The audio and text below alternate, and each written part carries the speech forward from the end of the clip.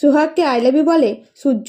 Metal industry থেকে সব কোম্পানির নাম ঘোষণা করলেও সোহাগের কোম্পানির নাম না বলে জয়ী ঘোষণা করলে সূর্য বলে এখনও আরেকটা কোম্পানির নাম ঘোষণা করা হয়নি।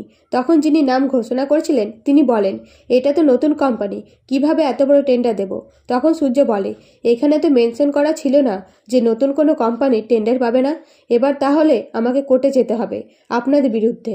তখন ব্যক্তিটি ভয়ে বলে রূপ ইন্ডাস্ট্রি সব থেকে কম দামে টেন্ডার জমা করেছে, তাই রূপ ইন্ডাস্ট্রি জয়ী হচ্ছে। তখন মৌরাক্ষী বলে রূপ কোম্পানির মালিক তো এখানে দেখতে পাচ্ছি না, তাহলে? তখন সূর্য বলে এখানেই আছে, আমাদের সামনে আছে। এই বলে সোহাগকে ভেতরে নিয়ে আসতেই মৌরাক্ষী সেখান থেকে রেগে বাড়ি ফিরে যায়। এদিকে সোহাগ সূর্য অফিসের কাজ শেষ করে বাড়ি ফিরতেই মৌরাক্ষী বলে সূর্য, তুমি মল্লিক ইন্ডাস্ট্রিকে পথে বসাতে চাইছো, এত বড় বিশ্বাসঘাতকতা করলে। তখন সূর্য বলে আমি বিশ্বাসঘাতকতা করিনি, বিশ্বাস ভেঙেছে দিদিয়া আর জিজু। তখন সার্থক বলে এত বড় দোষ দিচ্ছ, কোনো প্রমাণ আছে তোমার কাছে?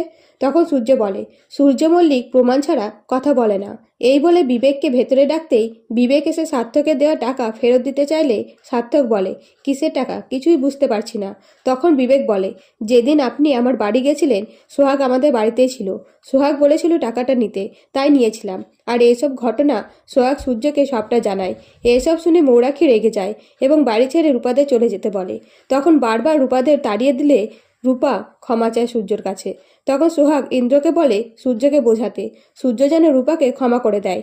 তাই ইন্দ্র সূর্যকে বলে ক্ষমা করে দে, রূপা তো তোর বড় দিদি, ওকে তাড়িয়ে দিলে কোথায় যাবে বল।